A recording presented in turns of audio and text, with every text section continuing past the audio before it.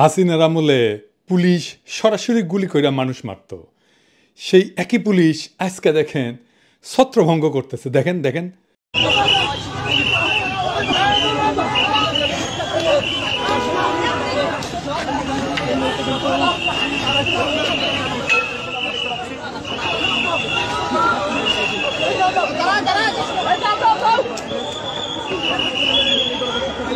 দেখেছেন কারো শরীর স্পর্শ করতেছে না, খালি সাউন্ড করতেছে। জিন্দেগিতে চিন্তা করেছিলেন হাসিনার জাউরা ঠোলা এইভাবে পুলিশ হয়ে উঠবে? ভাবেন নাই, কিন্তু হয়েছে। পুলিশের দুইজন নেতৃত্বে, খোদাবক্স ভাই আর বাহার ভাই, দুজনেই বাংলাদেশের জনগণের তরফ থেকে আমার সালাম আর কৃতজ্ঞতা গ্রহণ করেন। আপনারা এক অসাধ্য সাধন করছেন। যেই পুলিশ সদস্যকে দেখা যাইতেছে এই ভিডিওতে, ওনারা আইডেন্টিফাই করেন, প্রমোশন দেন, পুরস্কৃত করেন, জাতির সামনে পরিচয় করায় দেন। এই পুলিশ সদস্যকে জিটি পাবেন, বুকে জড়ায় ধরবেন, না খিলা ছাড়বেন না, এক কাপ চা হইলে খিলাবেন।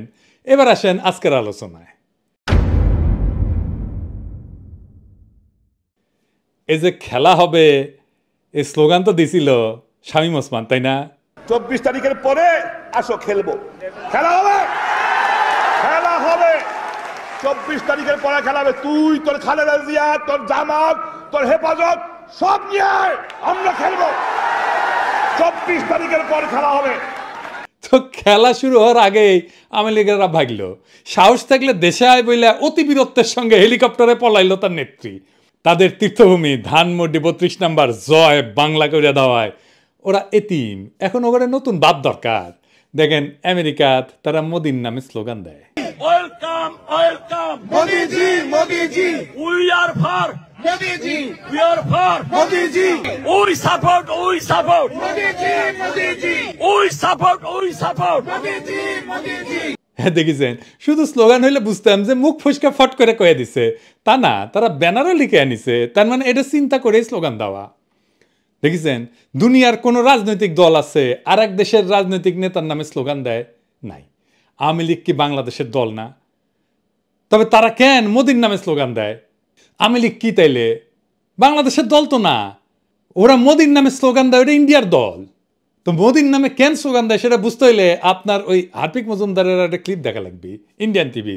অবশ্য উপরি হিসাবে আপনি দেখবেন বাংলাদেশ নামের এই ভূখণ্ডের উপরে, এই রাষ্ট্রের উপরে তাদের এই আওয়ামী লীগারদের কি বিপুল ঘৃণা। আগে শুনেন। প্লিজ প্লিজ একটা কথা আমি আপনাকে অনুরোধ করি, বাঙালির সাথে বাংলাদেশিদেরকে মেলাবেন না। বাঙালির একটা সত্তা রয়েছে, বাঙালির একটা আত্মমর্যাদা রয়েছে, বাংলাদেশিদের কোনো আত্মমর্যাদা নাই। দাদা বুঝতে পারছি আপনার বাংলাদেশি বলবেন, আপনি বাঙালি বলবেন না। এদের কোনো জাত নাই, এদের কোনো জাত পরিচয় নাই। এরা নিজের পিতার ঘর ভেঙে ফেলে, এদের কিসের জাত পরিচয়? কিসের জাত পরিচয় এদের? যে তার পিতার ঘর ভেঙে ফেলে, যে তার ঐতিহাসিক স্থান ভেঙে ফেলে, তাদের জাত পরিচয় কি? এরা যেই পাতে খায় সেই পাতে হাগে। আপনি তাদেরকে মুক্তিযুদ্ধের সময় কলকাতা তাদেরকে কি করেছে, ইন্ডিয়া তাদেরকে কি করেছে সব ভুলে গেছে এই বেঈমানের জাত। আমি ঘৃণা বোধ করি যে আমি এই দেশে জন্মেছি, আমি ঘৃণা বোধ করি। আমার কাছে মনে হয় এই দেশকে, মানে এইখানে একটা যুদ্ধ শুরু হয়ে গেছে। এই যুদ্ধে এখন আমাদেরকে স্বাধীন করবার পালা। অস্ত্র হাতে নামতে হবে, এখানে গেরিলা যুদ্ধ করতে হবে, এখানে আমাদেরকে ট্রেনিং নিতে হবে। দেখেছেন, যুদ্ধ করবি, গেরিলা যুদ্ধ করবি। আবার তীর্থভূমি বাঁচাইতে আসলে উনি বুঝলাম ইনি সাহস আছে কি আছে আর জীবনে, মরে গেলে হাড্ডি ছিঁড়ে গেলে তা না আসলে হইনি না, তা আসলেও না কে? কারণ ওই হ্যাডমটা নাই, কখনো ছিল না। 1971-ও হ্যাডম ছিল না। ইন্ডিয়ারে বাপ ডেকে নিয়ে এসেছিল, এখনো ইন্ডিয়ারে বাপই ডাকা লাগে। ওই প্রোগ্রামের অ্যাঙ্কার আবার বলে কি 1971-এর মতো ইন্ডিয়াকে সাহায্য করতে হবে। শুনেন। কিন্তু এবার কি তাহলে আবার ভারতের কাছে সাহায্য চাওয়ার দিন এগিয়ে এসেছে? কারণ এই মুহূর্তে দাঁড়িয়ে স্বাধীন দেশ যদি কোনোভাবে সাহায্য না চায়, তাহলে একটা দেশ আরেকটা দেশের রাজনীতিতে গিয়ে সরাসরি নাক গলাতে পারে না। বাপরে, আমেরিকা থেকে 5 লাথি দিয়ে ডান্ডে বেরিয়ে পড়ে পেটে দিছে, আর ওই বাংলাদেশে আওয়ামী লীগরা আবার ক্ষমতাত বসে দিবি। ওরে বাবা, গোয়াত নাই চাম, রাধাকৃষ্ণের নাম। তার মানে আওয়ামী লীগ আর এইসব থার্ড ক্লাস ইন্ডিয়ান চ্যানেল চায় বাংলাদেশের সামরিক হস্তক্ষেপ করে ইন্ডিয়া আবার হাসিনার হারানো রাজ্য উদ্ধার করে দিক। এই জন্যই আমেরিকাত মোদির নামে স্লোগান দিছে। আবার দেখান এডিটর সাহেব। Welcome welcome Modiji, Modiji, we are for Modi ji. We are for Modi ji. We are for Sheikh Hasina. We are for Sheikh Hasina. We support Modi ji. Modi ji. We support Modi ji. Modi ji. We support Modi ji. আবার দেখেন সে কয় আমাদের নাকি লজ্জা নাই, Harpic Majumdar কয় আমাদের কোনো লজ্জা বোধ নেই, কিচ্ছু নেই। আমরা আমাদের মহামনীষীদেরকে ঠিক এভাবে ট্রিট করি। মাত্র 6 মাস আগে পাখির মতো গুলি করে বাচ্চা বাচ্চা ছেলে মেয়েগুলোকে মাইরা ফেলাইলো, হেলিকপ্টার থেকে গুলি করলো, ব্লক রেড দিয়ে তুলে নিয়ে গেল, জাতিসংঘের রিপোর্ট আসলো। এর চাইতে বড় আন্তর্জাতিক প্রমাণ আর কি হইতে পারে? তাও ওদের লজ্জা নাই, বিন্দু মাত্র অনুশোচনা নাই। আবার উল্টে আমাদেরকে বলে লজ্জা নাই। কেমন জাউরার জাউরা দেখেন। এইসব জাউরাদের জন্য গণতান্ত্রিক অধিকার চায় আবার অনেকে। ফ্যাসিস্টদের গণতান্ত্রিক অধিকার বা প্রোটেকশন দেওয়া হচ্ছে আর একটা সুশীল জাউরামো। একটা কথা আমাদের পরিষ্কার করে বোঝা উচিত, বাংলাদেশ রাষ্ট্রের ফ্যাসিজম বিচার করার আইন নাই। গণতন্ত্র সুশীলতা দিয়া আপনি ফ্যাসিজম ডিল করতে গেলে আপনি পরাজিত হবেন, লিখে রাখেন। আপনি মরিছেন ফ্যাসিস্টের সাথে সুশীলতা করতে গেলে মরিছেন। আমলি কি সেটা আপনারা দেখা, এটা ছোট ক্লিপ দেয়া।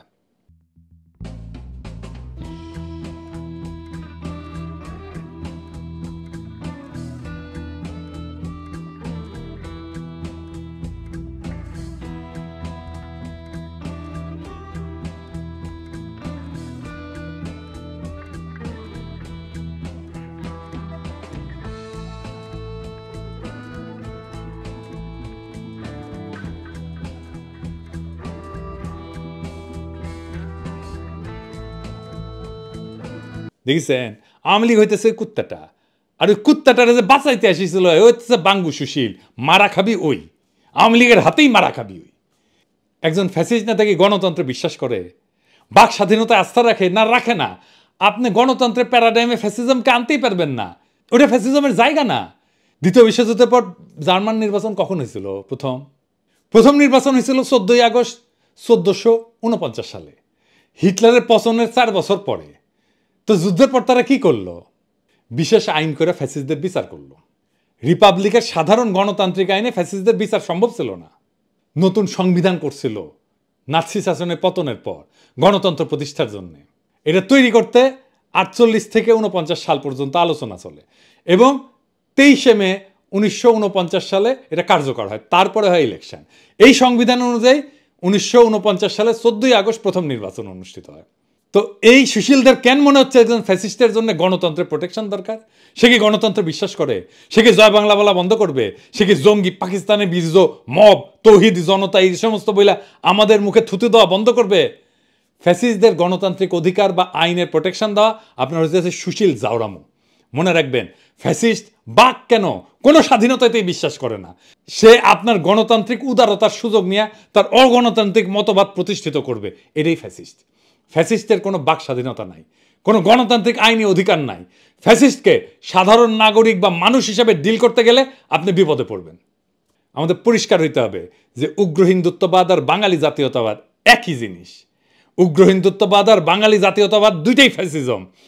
এই প্রেক্ষিত সামনে রেখা বইমেলার ঘটনাটা দেখে আসেন। এই যে সব্যসাচীর টল দিল, সব্যসাচীর স্টল দেওয়া তো দূরস্থান, মুক্তভাবে ঘোরাফেরা করে কিভাবে ওই আমার বুঝে আসে না। তারপর কয়েকজন ছেলে সঙ্গত কারণে ভদ্র ভাষায় জবাবদিহি দাবি যখন করলো, সেই বাচ্চাদের চর মানলো, জয় বাংলা স্লোগান দিল, সামনে এই সাহস করতে আসছে। কারণ সে জানে বাংলাদেশের বাঙ্গু সুশীল জাউরাদের বাম্পার ফলন হয়েছে। সে জানে ইন্ডিয়ান মিডিয়ার প্রোটেকশন পাবে। সে জানে ইন্ডিয়ার দালাল বাঙ্গু সুশীলেরা আত্মগ্লানিতেই মরে যাবে এই ঘটনায়। গণতন্ত্র আর বাক স্বাধীনতার কথা বললে তাদের বিচি কান্দে উঠে যায়। আবার বলতেছি, গণতান্ত্রিক আইনে ফ্যাসিজম ডিল করা যায় না। তাহলে তো ফ্যাসিজম সরাইতে বিপ্লব লাগতো না। চুমা দিয়ে হারমোনিয়াম বাজায় সরাই দিতে পারতেন, ইলেকশন করে সরাই দিতে পারতেন, এত রক্ত তো দেওয়া লাগতো না। ফ্যাসিস্ট একটাই ভাষা বোঝে, তাই হইতেছে মাইরের ভাষা। ওদের সাথে এই ভাষায় কথা বলতে হবে। সেই ভাষায় কথা বলছি আমরা 32 নম্বরে, দরকার হলে আবারও বলবো। এই যে কথা কামাল আমাকে নিয়ে কইছে, আমি কেন দেশে আসি না। হ্যাঁ শুনান, আমি কথা পাচ্ছি, যদিও আমি মানে পিনাকি অথবা মানে অন্য যারা আছে বিদেশি ওদের নিয়ে কথা বলতে তোমাকে স্বাচ্ছন্দ্য বোধ করি না। কারণ আমার কাছে মনে হয় যে ওনারা যদি প্রকৃতই দেশপ্রেমিক হতেন তাহলে তারা দেশে এসে কথা বলতেন। দূরের থেকে অনেক কিছু বলা যাক, দেশে আসেন না কেন ওনারা? কথা কামাল আসবো এত তলা হইলে চলবে? আমার আগে দেশ ছাড়িয়েছেন তারেক রহমান, উনি না ফিরলে আমি কেমনে ফিরি? আগে বেদবি হয়ে যাবে না? আমারে যদি এতই দরকার হয় উনারা ফেরাও, তারপরে আমি যাই। আমি তো তোমার মতো বেদ্যম না, মুরব্বীদের সম্মান করি। উনি আসুক, তারপরে আমি যাবো শিশির করিয়া।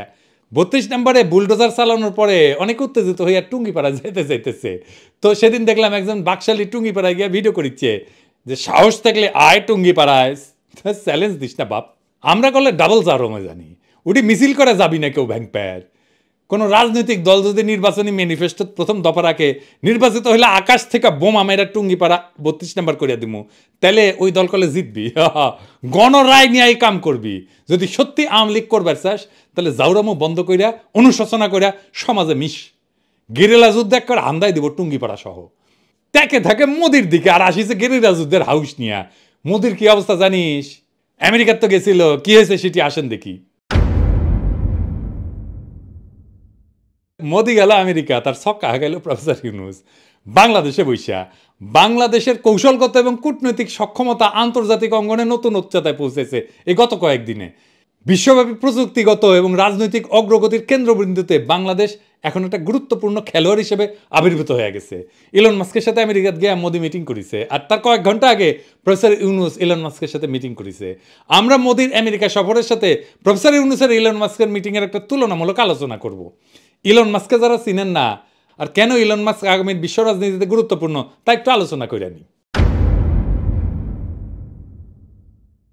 ইলন মাস্ক টেসলা কোম্পানির মালিক। ও শুধু প্রযুক্তি উদ্যোক্তা না, এখন বিশ্ব রাজনীতির একটা গুরুত্বপূর্ণ চরিত্রে পরিণত হয়েছে। এর কারণ হইতেছে ব্যবসায়ী স্বার্থ, প্রযুক্তির উপর আধিপত্য এবং আন্তর্জাতিক কূটনীতিতে তার ক্রমবর্ধমান প্রভাব। স্পেস এক্স এবং মহাকাশে সে রাজত্ব করে। মহাকাশ এখন ভূ রাজনীতির গুরুত্বপূর্ণ অংশ এবং ইলন মাস্ক এটার কেন্দ্রে আছে। স্পেস এক্স মার্কিন যুক্তরাষ্ট্রের জন্য মহাকাশে আধিপত্য বজায় রাখার অন্যতম প্রধান হাতিয়ার। ওর স্টারলিংক বলে স্যাটেলাইট ইন্টারনেট পরিষেবা আছে, ভূ রাজনীতিতে গুরুত্বপূর্ণ হয়ে উঠছে। ইউক্রেন যুদ্ধের সময় স্টারলিংক রাশিয়ার বিরুদ্ধে ইউক্রেনের যোগাযোগ ব্যবস্থা সচল রাখার মূল ভিত্তি ছিল।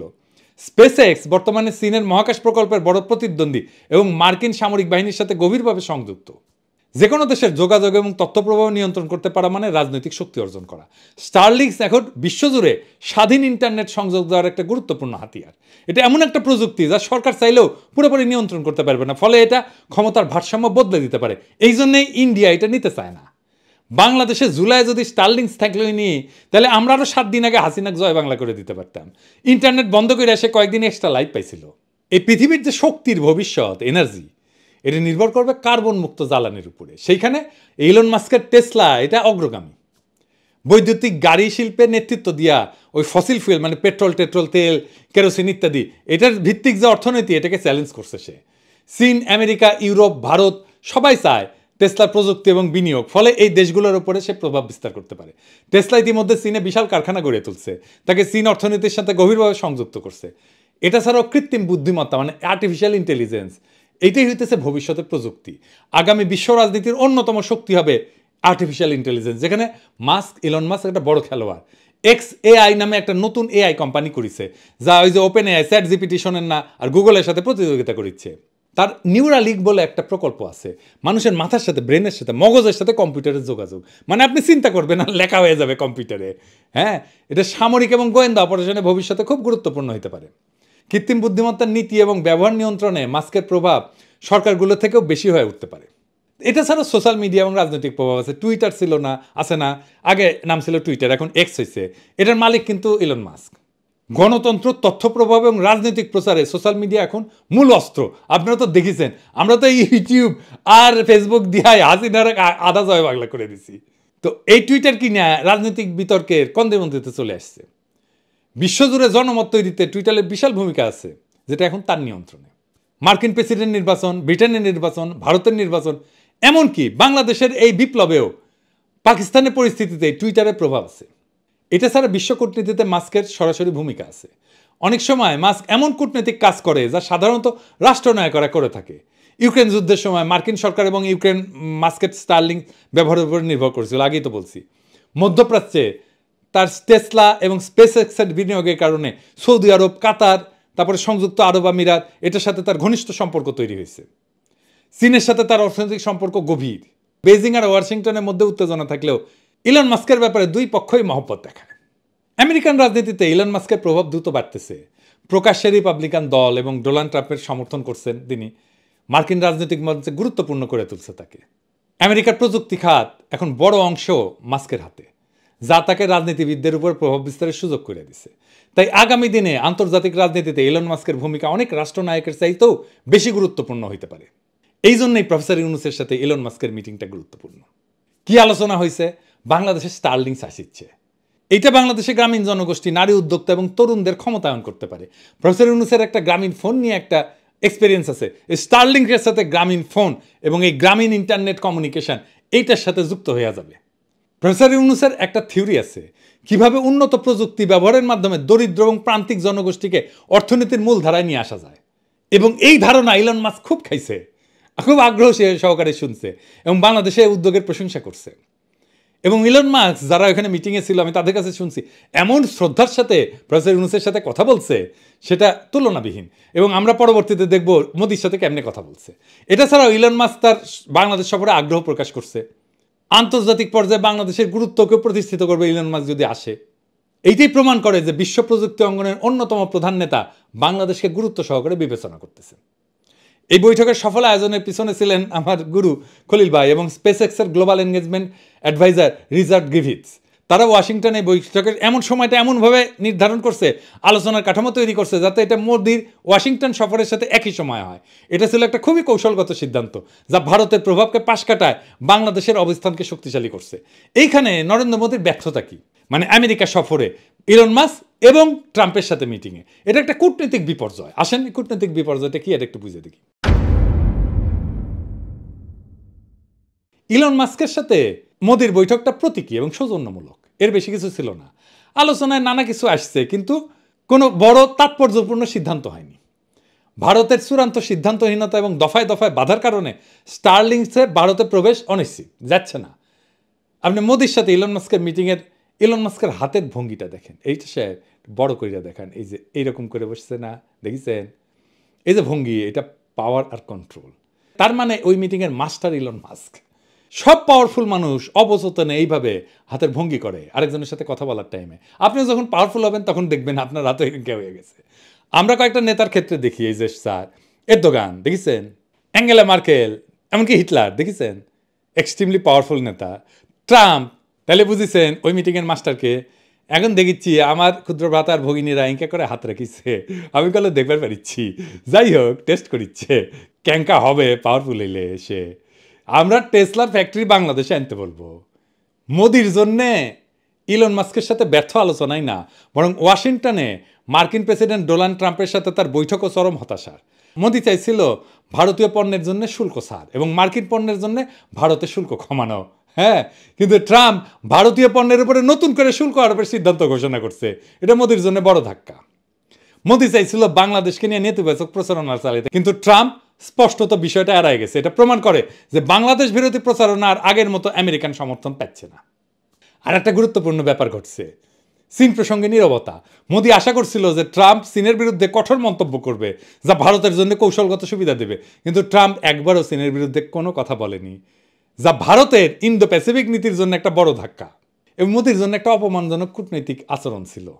মানে মোদি যতবার গেছে মার্কিন রাষ্ট্রপতি আগায় যেয়ে তাকে নিয়ে আসছে। এটা কিন্তু কূটনীতিতে একটা বড় জিনিস। রাষ্ট্রপতি আগায় যায় তার ভিতরে নিয়ে আসবে। মোদির সফরের সময় তার জন্য আনুষ্ঠানিক অভ্যর্থনা দেওয়া হয়নি, আগে দেওয়া হয়েছে। ফলে ট্রাম্প প্রশাসনে প্রধান দরজা দিয়ে না, পাশের প্রবেশদ্বার দিয়ে প্রবেশ করছে, যার প্রতীকী অর্থে একটা কূটনৈতিক অবমাননা এবং পরাজয়।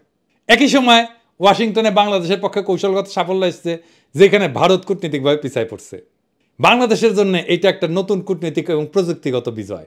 প্রফেসর ইউনূসের মতো নেতারা আমাদের দেশের ভাবমূর্তিকে বিশ্ব দরবারে উজ্জ্বল করছেন। তার এই উদ্যোগ শুধু প্রযুক্তি না, বরং অর্থনৈতিক প্রবৃদ্ধি, সামাজিক অন্তর্ভুক্তি এবং ডিজিটাল স্বাধীনতার দিক থেকেও নতুন দিগন্ত উন্মোচন করছে। অন্যদিকে মোদির ব্যর্থতা দেখাই দিছে শুধু বড় কথা বললেই কূটনৈতিক সাফল্য আসে না, কার্যকর কৌশল এবং দূরদর্শী নেতৃত্ব ছাড়া আন্তর্জাতিক রাজনীতিতে টিকে থাকা কঠিন। দুনিয়া বড় কঠিন হয়ে গেছে। আজ বাংলাদেশ যেখানে তার শক্তি এবং সক্ষমতা দেখাচ্ছে, ভারত সেখানে বারবার নিজেদের ব্যর্থতার প্রমাণ দিচ্ছে। আমাদের উচিত এই সাফল্যকে সাথে নিয়ে দেশের অঙ্গনে বিপ্লবী শক্তির অবস্থানকে আরো সুদৃঢ় করা। আগস্ট বিপ্লবের যে অসমাপ্ত কাজ আছে তা এক্ষুনি সম্পন্ন করতে হবে প্রফেসর ইউনূসকে। হাসিনা আর তার সাঙ্গপাঙ্গদের বিচার সম্পন্ন করতে হবে, সকল সংস্কার সম্পন্ন করতে হবে। আন্তর্জাতিক আর জাতীয়ভাবে প্রফেসর ইউনূসের সরকার এত সংহত অবস্থায় আর কখনো ছিল না। আমরা এইদিকে 32-এর ডিসি বুলডোজার চালায়, আর প্রফেসর ইউনূস আমেরিকার দিছে বুলডোজার চালায় মোদির উপরে। বাংলাদেশ এখন এক নতুন সম্ভাবনার শক্তিশালী প্ল্যাটফর্ম। আমরা আগস্ট বিপ্লবকে ব্যর্থ হইতে দিইনি, আমরা আগায় নিছি নতুন নতুন বিজয় দিয়া বাধাকে মোকাবেলা কইরা। জনগণের প্রবল দেশপ্রেম আর প্রফেসর ইউনূসের অতুলনীয় দক্ষতা দিয়া আমাদের বিপ্লবকে রক্ষা করতেই হবে, আর আগায় নিতে হবে সামনে ইনকিলাব।